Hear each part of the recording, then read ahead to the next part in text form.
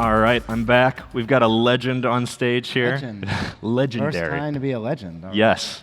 So Foursquare has been around for 10 years, and 10 years, yeah. in that time, the company has worn some different hats. Yes. So looking back, how did Foursquare survive? Gosh, this is a great question. I think we were always, in the early days, we had a very clear vision of what we wanted to do, right? In the days when Foursquare was caught up in the check-in wars, we were not in it to build a check-in product. We weren't in it to build a game with badges and points. That's what we built, to get the thing started. But we knew we wanted to build software that would, help make cities easier for people to use. We wanted to build software that would be contextually aware, that would guide you around, that would come to life when you need it most. And in order to do that, we had to build this whole tech and data platform. We built a map of the world with 100 million places in it. We built technology that was able to understand when you took a phone in and out of a specific place, right? We spent many, many years waiting for companies like Google and Apple to make this technology so that we could use it in our own apps. And I remember very clearly, when Steve Jobs stood up on stage many years ago and announced the iPhone 5 and geofences and iOS, this is it. This is the phone that's going to enable us to do all this stuff. And it didn't work, right? It didn't work because that stuff was designed in Cupertino, designed in the suburbs, and it was not designed to work in in super dense urban environments like we were in New York. So we had this epiphany of, we're going to have to build this ourselves. We're not a social media company. We're not a game company. We are a data and technology company. And we had this epiphany around 2012. And even though it's taken us on all these different turns in terms of what do we do that generates revenue, and what do the products look like on the enterprise side, and what do the products look like on the consumer side, as you saw today, the stuff that we announced, hey, we build these amazing tools that allow people to build contextually aware computing platforms. And we've been doing that for 10 years. And I feel pretty good about it. When did, alongside this whole process, when did it become clear that, you shouldn't be the CEO anymore of this company? When did you decide that it was time to hand over the reins to somebody else? Yeah, when we realized that we weren't, that the consumer apps weren't going to be the core monetizable product, right? Mm-hmm. So remember, if you go back a couple years, you had things like Tumblr and Instagram and Twitter and Facebook, and the primary monetization strategy was you put ads in the feed, right? It's oh, well, that's what we'll do, put ads in the feed. Mm-hmm. But you really need 100 million people users to make that work, and we never had that. We had 50 million global, but we didn't have, that in the US, which is what we needed. And so we had to go look for alternative sources, and that turned into being data licensing, technology licensing, enterprise SaaS tools, just everything that's in the product offering now. And that's just not in my DNA. My DNA is building consumer products, building consumer features, trying to push the boundaries of what you can do with mobile technology on phones for consumers. And so I kind of knew that, and I talked to the board about it. Listen, you gotta, if this is the direction the company's going to go in, the direction it needs to go in to survive, there has to be a CEO here that wakes up every morning that just loves this stuff. And I'm I'm not that guy. I want to go build these small little apps and push this part forward, and I'm not the right person to do that. And the board was they kind of fought me on it a little bit. But ultimately, it's okay, if that's the decision you want to make, let's come up with a process. And it took about 2 years to go through this process of finding a candidate, which was Jeff. Mm-hmm. Jeff Glick came in as our COO, then eventually made him CEO. We did another round of financing on top of that, and we put together the plan to communicate that to the staff and everything. That was a 2-year project. But that was exactly the right thing that we needed to get the company to where it is today, and he's been doing a fantastic job with it. So you feel like Jeff was hired just kind of heir apparent to the CEO role? Well, that was my plan. I didn't tell him that. I was we just need a COO. Are you interested? And then, the plan was bring someone amazing in that would be able to step into that role if and when we wanted to do that. And then, we had the plan with the board where it's you want that person to exist in the organization for a year or so to make sure they can play well with all the other people in the organization. And then it was about a year in that I asked him, hey, I have another job for you. Are you interested in it? Okay. And he was. I think, a lot of the stories that have come out about Foursquare in the past few years. On a side note, I was, when you Google Foursquare, the little Google question that pops up is Foursquare still a thing? Yeah, great. I love that one. My favorite question. Yeah. Well, when at that point, there have been all these stories, and they kind of position Foursquare as this big turnaround story. So, Yeah. is it a turnaround story? It's, I prefer the word turnaround more than pivot, right? Because Okay. pivot to me always means like you were doing this and it didn't work, so you decided to do something totally different 1,000 miles away. Yeah. And, to your first question, it was like, listen, we want to build contextual aware computing. Someone's going to build the tech stack to do that. That's what the company did. We build some consumer stuff. We build a ton of enterprise stuff. There was a period where certainly a lot of people were like, if everyone in the U.S. isn't using Foursquare the same way that people use Twitter or Tumblr, then how are you going to survive? And we didn't have an answer to that for a while, and I think that's where that comes from.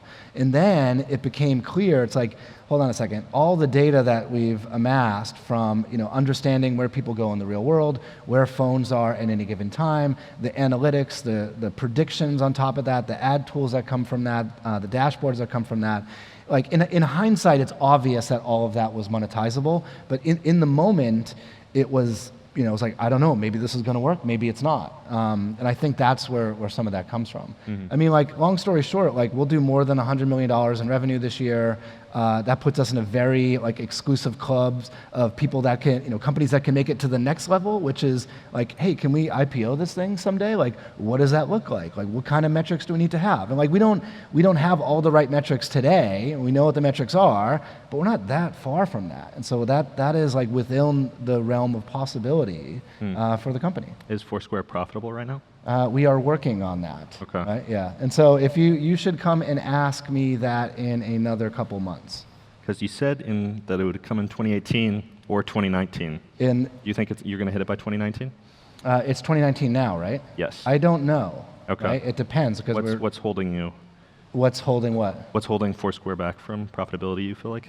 Oh, well, it's growth. Like we have aggressive goals. We have to hit our numbers for this year. Like it's one of these things where it's like if you decided not to invest anymore, like you could probably do it immediately. But it's like if you want to continue to invest in the ways that we've always been doing, to make better products, to bring in more people, to have better sellers, like you're kind of right on that edge of is it going to work this quarter or do we have to wait another couple quarters for it? But like it's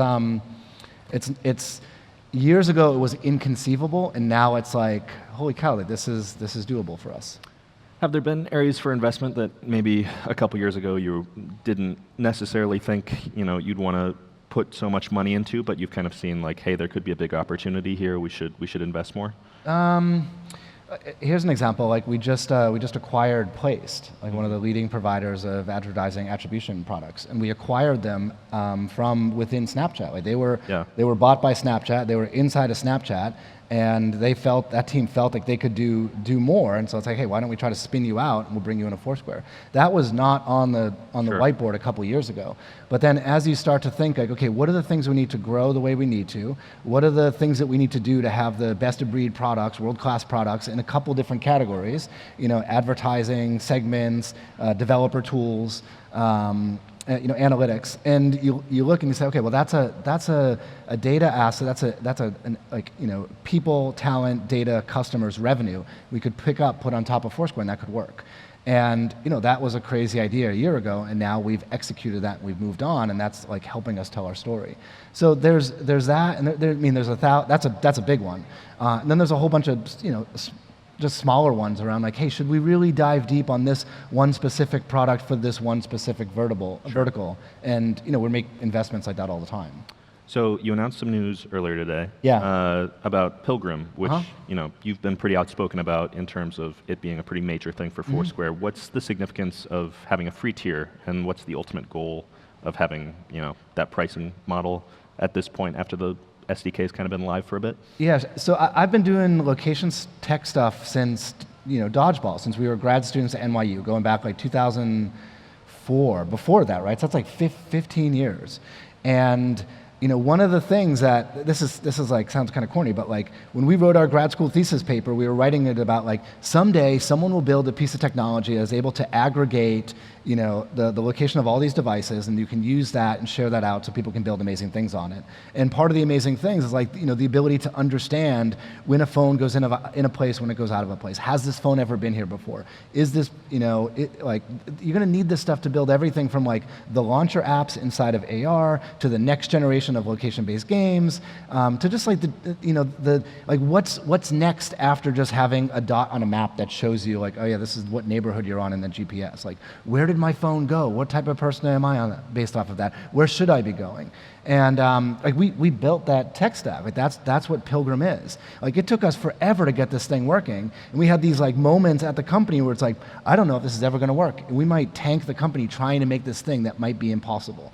And then around 2013, 2014, it started to work. We put it in both our apps. It's one of the reasons we split the apps in two pieces so they could both do their individual jobs. That's when we started, really pushing on like, hey, we have these awesome advertising tools. Hey, we have these enterprise tools. That's when we started doing those predictions on like, hey, we can tell you how many iPhones were sold by understanding how many people walked in an Apple store. Mm-hmm. Like what Chipotle's quarterly earnings were based on how many phones went in and out. And that changed everything for us. But like, for a while, that was only us using it. It was only Foursquare using it. And then we made the SDK. We let other developers use it. And there was just like, it's expensive. And, we charge people a lot of money to use it because it's kind of our crown jewel technology. But we always had in mind, like, listen, we have to find a way to open this up for everyone so people can make cool stuff with it, right? Like, we made it, and we made the technology on the backs of a lot of users that have put data into the system. Let's open it up, and let's get 100, 1,000, 10,000 developers to build contextual aware computing with our platform and just see what people make. Like I want to see people make stuff that we have no idea what it is, like just that we couldn't even dream up on our own. And I think this is a tool that enables people to do that. So real quick, what are some of the differences between what you get as paying these high prices as as one of your big customers versus functionality for the free users? It's the same tech stack. We just limit it at the number of MAUs, right? So if you're building an app and you want the app to be location aware and understand when it's inside of a Starbucks or an indie coffee shop or inside of a bowling alley versus an ATM branch or whatever,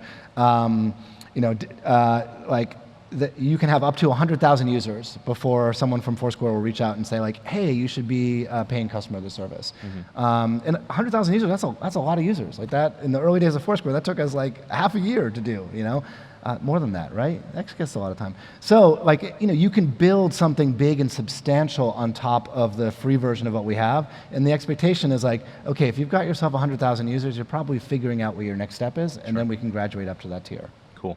But really, like, sorry to interrupt you, but it's like, like I talk to students a lot, and I talk to game developers a lot, and like when you take these tools and you gate them behind like pay-to-play systems, people just don't want to pay to play. They don't like, they'll find an alternative. Okay. And so with this, it's like, this is a great piece of technology. It's free. Go do something with it. And if you can make something magical, then that's awesome. Mm-hmm.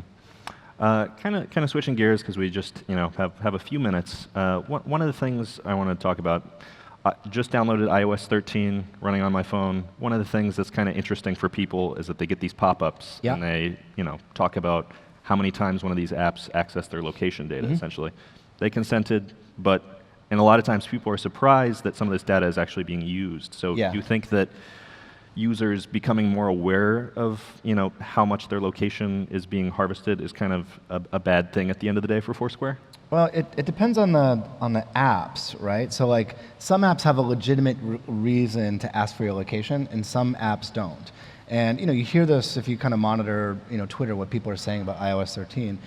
In those alerts, like, gosh, I had no idea that this particular app needed to know where I was all the time, so they turned it off.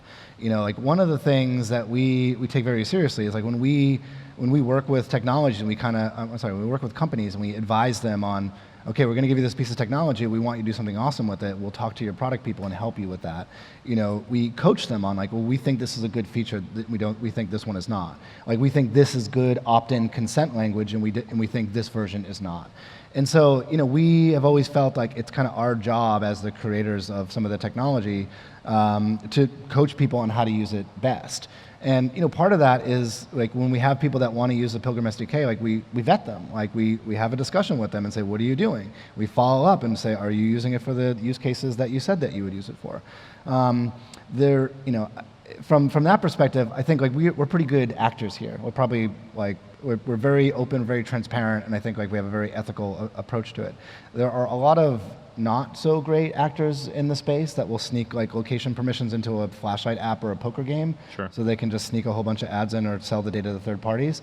And we've been very clear and very transparent about like that. That's not the business that we're in. We don't want to be in that business. We don't want anything to do with that.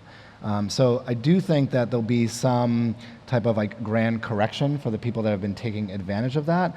And I think the companies that have been thoughtful and responsible about it, like us, like we will be the ones that survive that.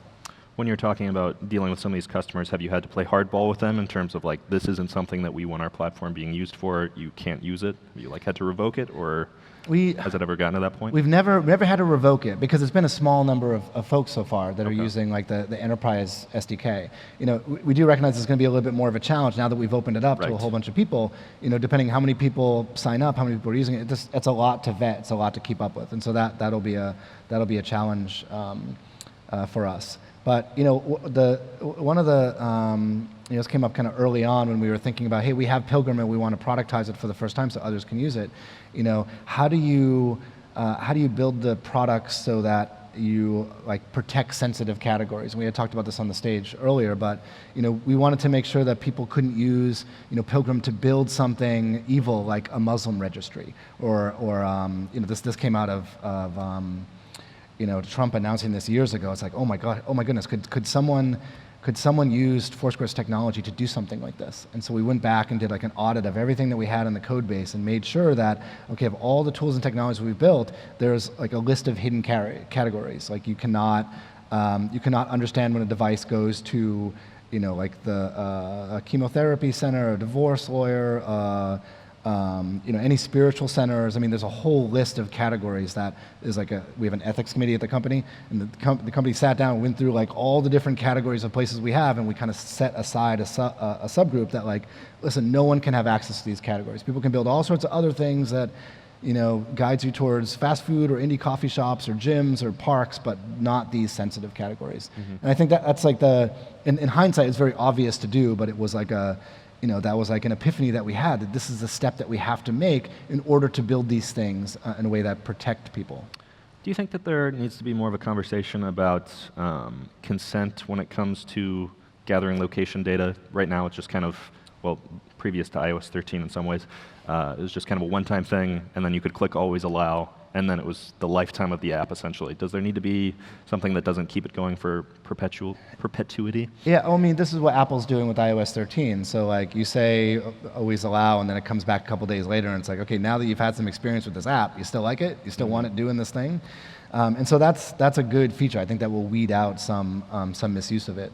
What's tricky about that screen, you all know what I'm talking about, the iOS 13 screen, is as a developer, you only get like 4 or 5 lines to kind of make your case to the user. Like, this is what we're doing this for. This is the feature that you get from it. And as users of these products, like that sometimes the screen just pops up. You're in the middle of typing an email and you're just like, yeah, always allow, or disallow. Like you don't pay attention to the copy. Like we might spend a day carefully crafting that copy to make our pitch on why you should hit always allow, and someone's like, yeah, just go to the next screen. And so that's tricky. It's like an interesting analogy between like the iTunes terms of service, which no one in the history of the planet has ever read, versus these consent screens, and like how do you make it clear to people about what is being shared, who's it being shared with, and what the implications of that are. Cool. Well, we're pretty much out of time. That was a quick 20 minutes. I know, exactly. Holy cow, yeah. Yeah, so one thing I guess I want to touch on before is just kind of looking towards the future. Foursquare has raised a bunch of money. Do you think you're going to continue to raise a bunch of money? At what point do you kind of you kind of slow down and focus on what you've built? I think we're in that mode right now. Okay. You know, like You're not taking $500 million from SoftBank at any point? That is not on the whiteboard at the moment. Okay. No, I mean we have products that work. Like we have this is a big year. More than $100 million in revenue is something we've talked about for a long time. We have not been able to figure it out. And this year it's like, oh my gosh, like we did it. Like what's the next thing to do? And we know what those things are, but like, you know, we're on a good path. I mean, it took us forever to get here. Like I've been on this stage and multiple other stages in the past being like, 100 million? Yeah, how are we going to do this? But like, okay, we did it. Like I can say with confidence that we did it and then some for this year. And so it's like, okay, how do we do in 2020? And then what is that, you know, what kind of picture does that paint for us going forward? When are you guys hitting 200 million? I don't know. To be honest, I haven't even thought about that until this exact moment. Okay. Like, we did the 100. That's good. You know, there's growth numbers, there's ARR numbers to hit, and we're focused on kind of putting that whole piece together, and then we'll think about like doubling those numbers. But, cool. Yeah. All right. Well, thanks, Dennis. We're going in the right direction, and that's the big thing. So it's cool. Cool. Thank you so much. All right, thank you.